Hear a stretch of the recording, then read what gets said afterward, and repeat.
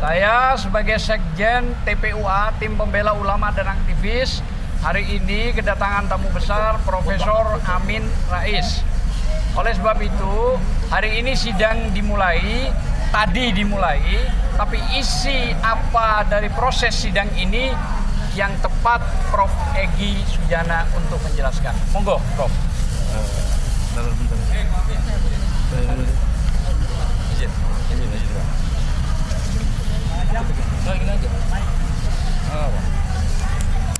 Mulainya Pak ya. Bismillahirrahmanirrahim. Assalamualaikum warahmatullahi wabarakatuh. Waalaikumsalam warahmatullahi wabarakatuh. Ada terjadi lompatan berpikir dari majelis hakim. Mereka meminta kita mengikuti urutan agar sesuai dengan aturan hukum yang ada. Nah, urutannya dia mulai dari mediasi. Padahal sebelum mediasi kan harus surat kuasa dulu yang jelas. Nah, sampai detik tadi tidak ada surat kuasa tanda tangan basah dari Jokowi, tidak ada gitu. Yang ada surat mandat dari Seknek, dari Jaksa Agung. Apa urusannya? Hukum acara HIR tidak mengatur itu. Apalagi mengacu ke Undang-Undang Dasar 45 Pasal 27 ayat 1, setiap warga negara berkesamaan kedudukannya dalam pemerintahan dan hukum tanpa kecuali. Jadi Presiden Jokowi jangan merasa hebat di sini, sama lu sama rakyat, sama kita. Maka datanglah gugatan ini untuk supaya clear. Dan kita tidak macam-macam. Kalau Anda bisa menunjukkan ijazah asli, case close, kasus tutup, dan kita bubar, kita tenang. Presiden kita punya ijazahnya. Tapi kalau nggak ada, Anda tahu diri dong, Anda tidak berhak jadi presiden. Karena ijazah itu syarat sebagai untuk jadi capres, syaratnya itu ada ijazah, minimal ijazah SMA.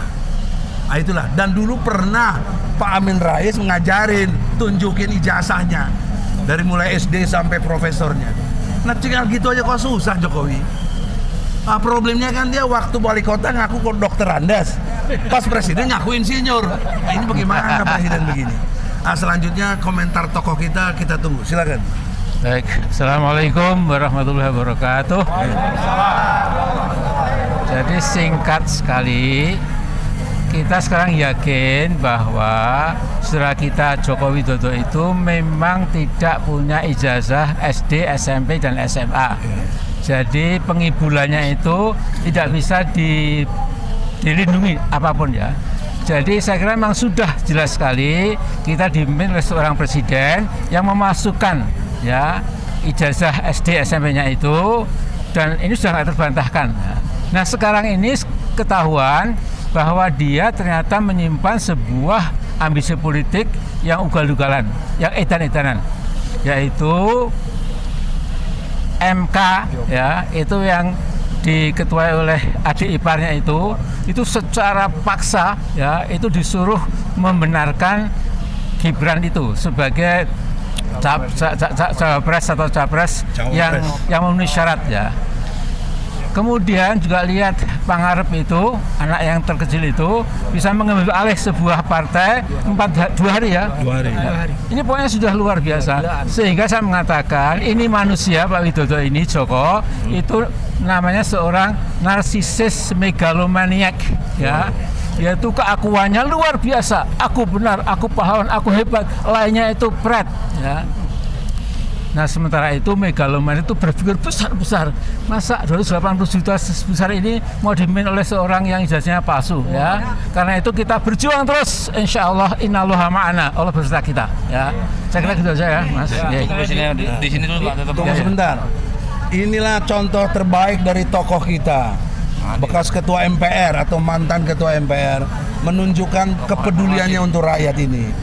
Saya himbau tokoh-tokoh lain mestinya begini, sebentar selesai ini kalau semua tokoh turun ini. Mungkin DHL mau tambahkan. Tadi persidangan udah? Yang terakhir? Udah persidangan. Vonisnya? Belum. Oh, belum. Ah, itu belum tuh. Assalamualaikum warahmatullahi wabarakatuh. Tadi kelihatan Hakim bukan jaksa, hakim. Hakimnya keluar sendiri. Tadi kelihatan saya adalah yang memeriksa surat kuasa daripada lawan. Ternyata tidak ada surat kuasa yang diberikan oleh Presiden. Saya yang meriksa. Setelah itu saya bertanya, saya bisa komenin ini, oh nanti setelah selesai dari tempat kursi. Nah, tempat kursi dia langsung mau acara masuk ke mediasi. Jadi apa gunanya saya periksa dan kapan saya nanggapinya? Itu sebuah praktek kecurangan. Artinya seperti mau dipaksakan, sudah ini udah benar.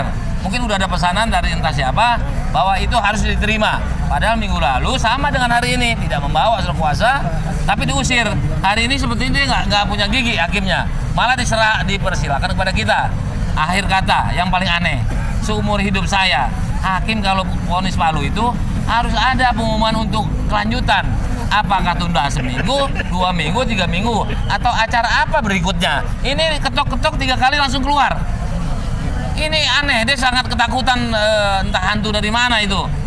Nah, tapi kita tahu lah itu siapa. Terakhirnya untuk apa nggak tahu ya? Nggak tahu, dia ketuk tanpa menyatakan undur sampai dengan acaranya apa, nggak ada.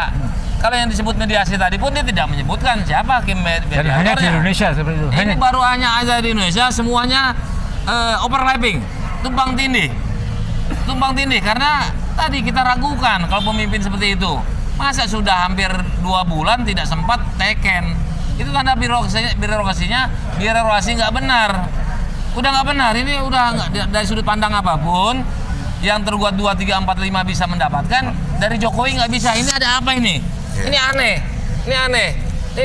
Sebetulnya ini pintu gerbang kepada rakyat. Apa filosofi daripada gugatan ini? Demikian. Ya. Untuk menjawab ini, tadi kami ajukan permohonan ketemu Ketua PN. Jadi menurut mekanisme hukum, hakim yang sudah berpihak, hakim yang sudah tidak adil bisa diganti. Nah, kita sedang proses bagaimana ganti hakim. Ini sejarah pertama, hakim sedang berjalan, kita bisa ganti hakim. Dan kalau Ketua PN tidak mengabulkan permintaan kita, berarti melecehkan kita rakyat Indonesia. Karena yang berdaulat di negeri ini adalah rakyat. Sesuai dengan pasal 1 ayat 2 Undang-Undang Dasar 45. Kitalah yang berdaulat rakyat. Maka rakyat meminta kepada Pengadilan Negeri Jakarta Pusat ganti hakim yang sudah berlaku tidak adil. Saya kira itu kita tunggu. Terakhir.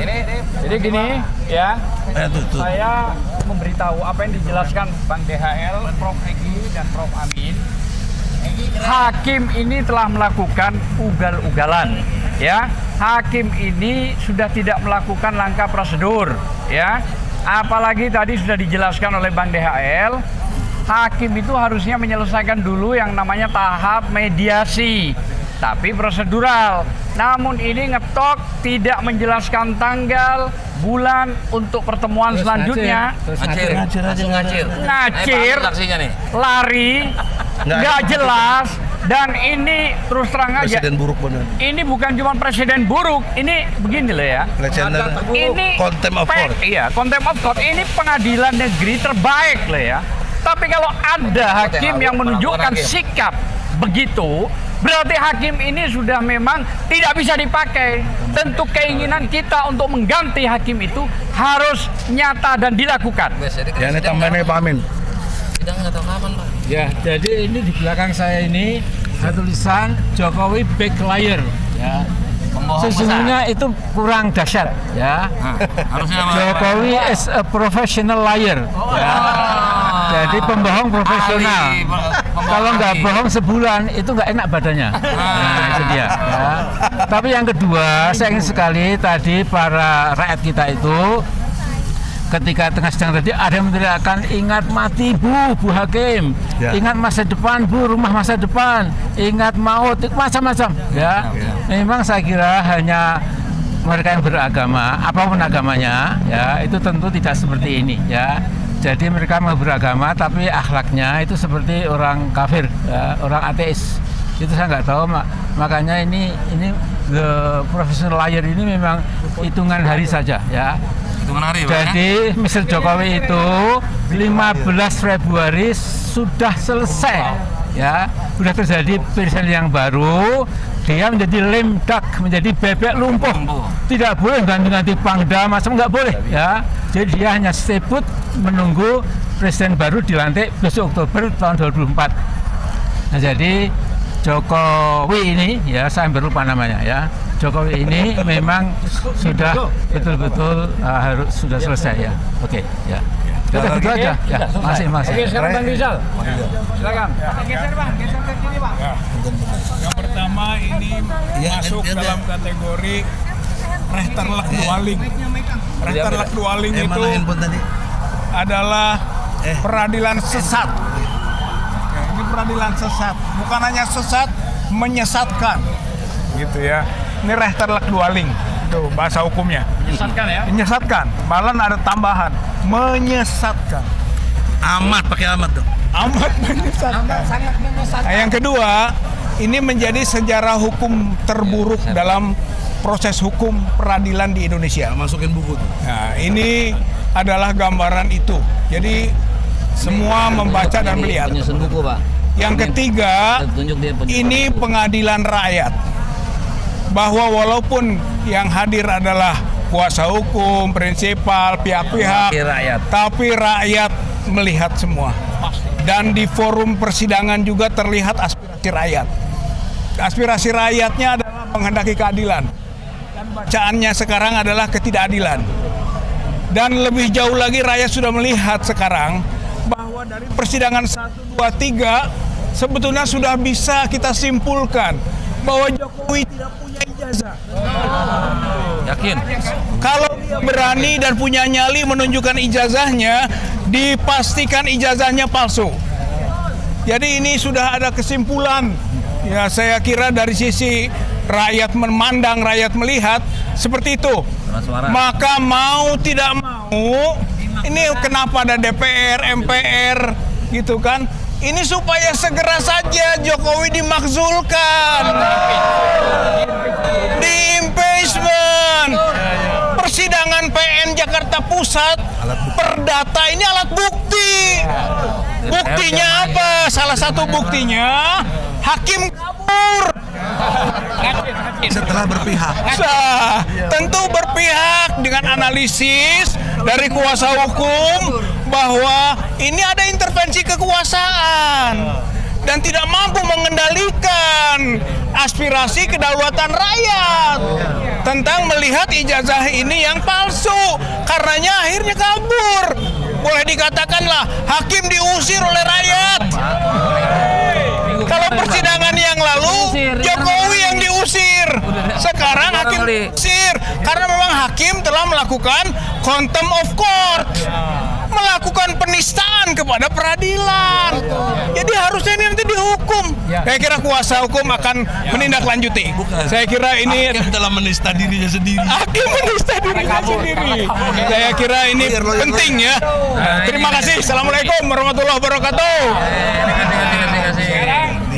Sekarang ada loyal Bang Kurnia, dia biasa orasi di mana-mana, tapi saat ini orasinya tidak berjalan karena beliau Saya tetap pegang, Pak. minum jahe. Saya tetap pegangin, Pak. Ya. Oh iya, belakang kiri. Assalamualaikum warahmatullahi wabarakatuh. Saudara-saudara sebangsa dan setanah air, hari ini sidang kita istimewa ya. Sebenarnya materinya sama saja, akibat yang terjadi pun sama saja, bahkan lebih heboh lagi. Tapi ada yang istimewa karena hari ini ada Pak Amin Rais, Bapak Reformasi Indonesia. Kita berharap kita ambil berkahnya dengan kehadiran beliau ini pertanda bahwa Indonesia akan segera dikembalikan kepada kondisi yang baik. Amin.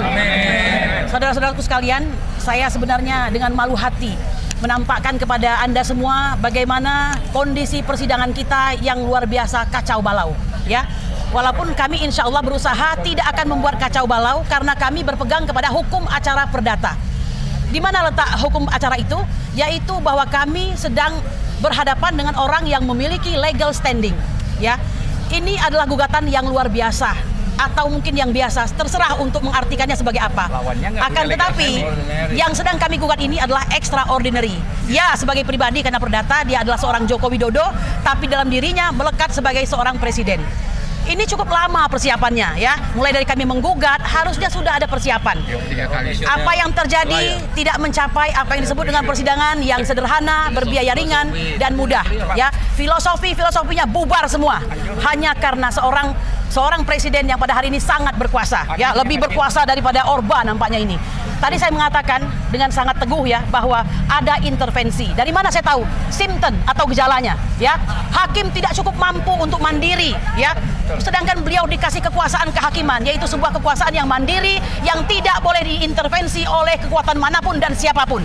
Harusnya cukup ya. Oleh karena itu tentunya ya, hakim harus memiliki value atau nilai-nilai. Saya tidak mengatakan beliau tidak memiliki, tapi tampaknya tidak cukup kuat. Saudara-saudaraku sekalian, mohon terus dipantau. Kami akan mengupayakan hal baru. Apakah Anda ada melihat tadi ada keputusan hakim waktu ditutup? Tidak ada kan? Hakim melarikan diri begitu saja. Jadi kalau minggu lalu atau 2 minggu yang lalu yang diusir itu adalah perwakilan Jokowi, maka hari ini hakim terusir dari ruang sidang. Ini mungkin pertama kali di dunia. Allahu Akbar! Nah, saudara-saudaraku sekalian, ya kita upayakan tetap tegaknya keadilan. Masih ada lorong-lorong keadilan tersebut, oke? Jangan sampai hukum takluk kepada politik. Itu ada ya. Silakan. Demikian saya minta tambahan kepada Bapak Amin. Baik. Sebelum berakhir, Pak Amin Rais akan menyampaikan sesuatu. Ini Pak Amin jarang begini loh. Putus minta lagi. Dia penasaran. Sepenasarannya kita terhadap ijazah Jokowi. Saudaraku, ya. Jadi saya akan mengutip kata-kata nggak persis Gubernur Lemhanas yang pendukung Pak Jokowi luar biasa dan mengatakan sudah pisah dari Jokowi, meletakkan jabatan sebagai Gubernur Lemhanas. Dan kedua, ada juga pendukung Pak Jokowi yang tadinya itu seperti nggak ada salahnya Jokowi ya. Namanya Mbak Koni siapa, ahli militer ya. Koni Rahakundini ya. Dan mengatakan bahwa memang people power sudah di depan mata. Ya, saya tidak boleh ngomong seenaknya ya. Jadi beliau ini mengatakan Pak Jokowi people power sudah di depan mata ya. Nah, kemudian kalau Pak Andi Wijayanto itu mengatakan demokrasi sudah mendung. Dan kalau sampai hujan artinya people power meledak. Nah, kalau saya ini kan agak tahu lah people power itu. Memang kira-kira kalau Mas Jokowi ini tetap saja nekat, akhirnya dia sendiri yang menggali kuburan sendiri ya. Karena itu kita nikmatilah kehidupan politik sekarang ini, bagaimana seorang yang tadinya itu sepertinya demokrat asli seolah-olah memegang nilai demokrasi, akhirnya bel beh ya. Artinya cuma itu kamuflase. Sekarang ternyata dia ingin membangun nepotisme yang sangat telanjang, dinas ugal-ugalan, dan insya Allah yang di langit tidak akan merestui. Dan saja keamanannya. Ya, manusia lemah tapi Allah yang Maha Besar akan mengambil keputusan ya. Saya kira itu ya. Assalamualaikum warahmatullahi wabarakatuh. Maksudkan Jokowi. Kita sekarang terus terang aja minta kepada Ketua PS